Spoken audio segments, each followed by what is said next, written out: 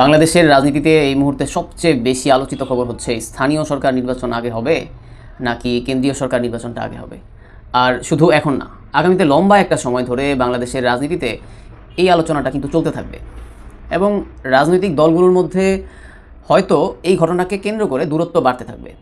Already আমাদের বড় বড় রাজনৈতিক দলগুলোর মধ্যে দ্বন্দ্ব অনেক বাড়ছে এবং নির্বাচনের এই বিষয়টাকে কেন্দ্র করে হয়তো সামনে আরও বেশি বাড়বে।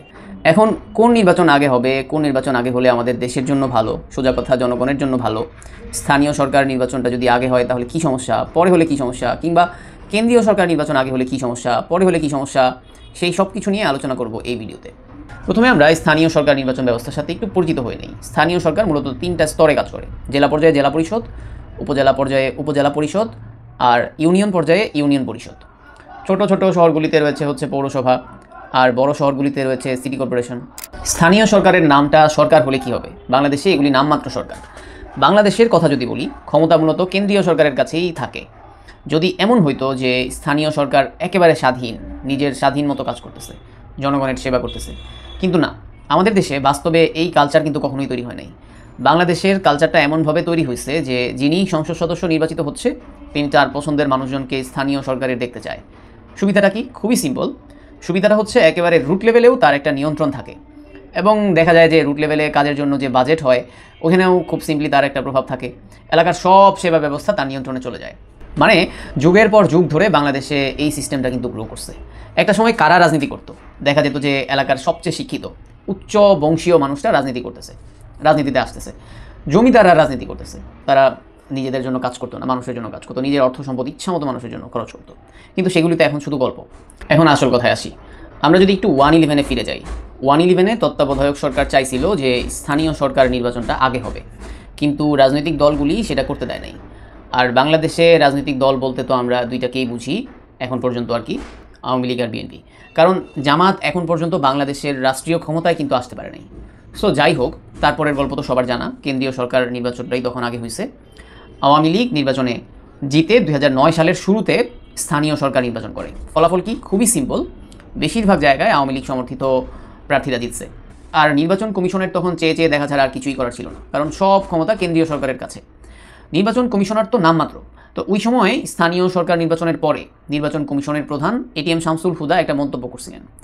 আর মন্তব্যটা ছিল এরকম যে দলীয় সরকারের অধীনে সুষ্ঠু নির্বাচন সম্ভব না। সো বাংলাদেশে সরকার বলতে আমরা কেন্দ্রীয় সরকার কি বুঝি? বাংলাদেশে কেন্দ্রীয় সরকারের কথাতেই সচিবালয়, আদালত, পুলিশ, ডিফেন্স সব কিছু চলে। এটা বাংলাদেশের এত বছরের ইতিহাসে যদি বলি একটা নির্মম বাস্তবতা। বাংলাদেশে যারাই ক্ষমতায় আসছে তারাই ক্ষমতা থেকে সরতে চায় নাই। ক্ষমতা হস্তান্তর করতে এই দেশে কেউ চায় না। যাই হোক, সব কিছু বিবেচনা করে কোন নির্বাচন আগে হবে এটা সরকারের সিদ্ধান্ত। সরকার রাজনৈতিক দলগুলোর সাথে বসছে, সরকার একটা সিদ্ধান্ত নিবে শেষ পর্যন্ত। মানে সরকারকে শেষ পর্যন্ত একটা সিদ্ধান্ত তো নিতেই হবে। তবে এখন পর্যন্ত অনলাইনে যতগুলি ভোটিং হয়েছে সেটা দেখে আপাতত এতটুকু বোঝা যাচ্ছে যে সাধারণ মানুষ স্থানীয় সরকার নির্বাচনটাই কিন্তু আগে চায়। সাধারণ মানুষ মানে আর রিস্ক নিতে চাইতেছে না।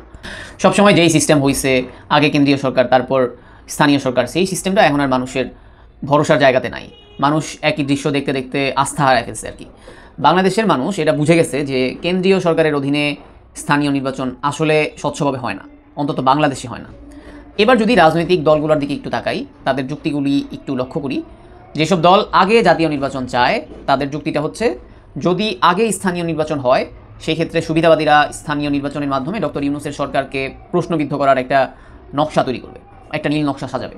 তাছাড়া ক্ষমতাচ্যুত আওয়ামী লীগ সরকারের লোকেরাও কিন্তু নির্বাচনে চলে আসতে পারে, এটা হচ্ছে তাদের যুক্তি। সেক্ষেত্রে একটা বড় রকমের বিশৃঙ্খলা হতে পারে দেশে। আর যদি এরকম কিছু হয় তাহলে ডক্টর ইউনূসের সরকারের পক্ষে সেটা আসলে সামাল দেওয়া সম্ভব না, এটা তাদের যুক্তি। আর যারা আগে স্থানীয় নির্বাচন চায় তাদের যুক্তিটা হচ্ছে, কেন্দ্রীয় সরকারের অধীনে যদি নির্বাচন হয় তাহলে প্রকৃত ভালো প্রার্থীরা সরকার দলীয় না হওয়ার কারণে পিছায় পড়ে সাধারণত। সেই ক্ষেত্রে দেশের প্রান্তিক পর্যায়ে জনগণের ভোগান্তি পোহাতে হয়। আর মনোনয়নপত্র ব্যবসা তো আছেই, প্রচুর টাকার মনোনয়নপত্র ব্যবসা হয় বাংলাদেশে। অন্তর্বর্তী সরকারের অধীনে স্থানীয় সরকার নির্বাচন হলে নির্বাচন সুষ্ঠু হওয়ার সম্ভাবনাটাও খুব বেশি থাকবে। আর তাছাড়াও স্থানীয় সরকার নির্বাচন প্রমাণ করবে যে ডক্টর ইউনূসের সরকার জাতীয় নির্বাচনের জন্য প্রস্তুত কিনা।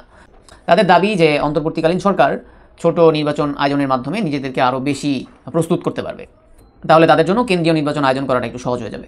সো তারা চায় যে নতুন বাংলাদেশে নির্বাচন এখন উল্টা দিক থেকেই হওয়া উচিত। যদিও বাংলাদেশে সবসময় আগে কেন্দ্রীয় সরকার নির্বাচন হয়েছে, তারপর তারা স্থানীয় সরকার নির্বাচনটা আয়োজন করছে। তবে এখানে একটা খুবই ইম্পর্টেন্ট ব্যাপার হচ্ছে, সাধারণ মানুষকে আমাদের স্থানীয় সরকারের কাছ থেকে কিন্তু অনেক রকম সেবা নিতে হয়। 5ই আগস্টের পর থেকে আমাদের স্থানীয় সরকার ব্যবস্থা কিন্তু একেবারেই ধ্বংস হয়ে গেছে। অনেক মানুষ তাদের জরুরি সেবাটা অনেক দিন ধরে নিতে পারতেছে না। হাসিনা সরকারের পতনের পর স্থানীয় সরকারের বেশিরভাগ নেতা এখন পলাতক। অনেক জায়গায় মেয়র চেয়ারম্যানদেরকে সরায় ফেলা হয়েছে। সো যারা জরুরি কাজটা করতে পারতেছে না, স্বাভাবিকভাবে তারাও কিন্তু চাবে যে স্থানীয় সরকার নির্বাচনটাই আগে হোক। কারণ যদি এই বছরের শেষেও যদি জাতীয় সংসদ নির্বাচনটা হয়, তারপরেও ততদিন পর্যন্ত সাধারণ মানুষ জরুরি সেবা পাবে না। এই দিক থেকে যদি বিবেচনা করা হয়, তাহলে যত তাড়াতাড়ি সম্ভব স্থানীয় সরকার নির্বাচনের আয়োজন কিন্তু করে ফেলা উচিত। তবে যেই নির্বাচনই আগে হোক না কেন, একটা কথা মাথায় রাখতে হবে যে দিস ইজ নিউ বাংলাদেশ। এই বাংলাদেশ আগের বাংলাদেশ যেভাবে চলতো সেভাবে চলবে না, চালাইতে দেওয়া হবে না। যারা রিয়েলি দেশকে নিজের মধ্যে ধারণ করে, দেশের জন্য কোনটা ভালো হবে সেটাই যারা চাচ্ছে, মানে একটা সাধারণ লোক যে রাজনীতি থেকে কখনো কোনো ইনকাম করে নাই, যেই মানুষটার রাজনীতি থেকে কোনো ফায়দা নাই, যেই মানুষটা শুধু বাংলাদেশের সামনে কি হবে সেই দিকটাকে মাথায় রেখে কথা বলতেছে, তারা হচ্ছে সাধারণ জনগণ। আর 24-এর বাংলাদেশ আমাদেরকে একটা জিনিস শিখাইছে, সাধারণ জনগণ যা চায়, যত বড় রাজনৈতিক দলই ক্ষমতায় থাকুক না কেন, রাজনৈতিক শক্তিই ক্ষমতায় থাকুক না কেন, সেটা কিন্তু দমায় রাখতে পারবে না। নেক্সটে বাংলাদেশে যেই দলই ক্ষমতায় আসুক না কেন, তাদের মাথার মধ্যে একটা জিনিস সেট করে নেওয়া উচিত, জনগণ যদি না চায় তাহলে তাদের ক্ষমতা একদিনের জন্যও কিন্তু স্টেবল না। জনগণ না চাইলে যে কোনো মুহূর্তে ক্ষমতা থেকে সরায় ফেলতে পারে। অন্তত এই বিশ্বাসটা 24-এর বাংলাদেশ সাধারণ জনগণকে শিখাই দিছে। 24-এর যে বিপ্লব, সেটা কখনোই সম্ভব হতো না যদি সাধারণ মানুষ রাস্তায় না নামতো। এখন কোন নির্বাচন আগে হবে সেটা স্রেফ সরকারের সিদ্ধান্ত। তবে অবশ্যই সাধারণ জনগণ কি চাইতেছে সেটা খেয়াল করে তারপর সরকারকে একটা সিদ্ধান্তে আসতে হবে। রাজনৈতিক দলগুলোর মধ্যে মতের পার্থক্য থাকতে পারে, কেউ আগে স্থানীয় সরকার নির্বাচন চাইতেছে, কেউ আবার আগে জাতীয় সংসদ নির্বাচন চাইতেছে। তবে আমি মনে করি রাজনৈতিক দলগুলি যেটাই চাক না কেন, জনগণের চাওয়ার বাইরে কোনো সিদ্ধান্তই এই নতুন বাংলাদেশে স্টেবল হতে পারবে না। যেই রাজনৈতিক দল জনগণের চাওয়ার দিকে প্রাধান্য দিয়ে কাজ করবে, তারা যেটা চাইতেছে জনগণ সেটা চাইতেছে কিনা এই জিনিসটা যারা খেয়াল রাখবে, তারাই এখানে গেইনার। তারা লং টাইম বাংলাদেশের রাজনীতিতে স্বচ্ছভাবে সাস্টেইন করতে পারবে। রাজনৈতিক দলগুলোর উচিত হবে এই জিনিসটাকে খুব গুরুত্ব দিয়ে বিবেচনা করে তারপর সিদ্ধান্ত নেওয়া। যাই হোক, আমাদের চাওয়া একটাই, সেটা হচ্ছে সুন্দর বাংলাদেশ, যেই বাংলাদেশে কোনো অনিয়ম থাকবে না, যেই বাংলাদেশে সবাই সঠিকভাবে বিচার পাবে, সেটাই হচ্ছে আমাদের প্রত্যাশা। সেই বাংলাদেশটাই আসলে আমরা দেখতে চাই।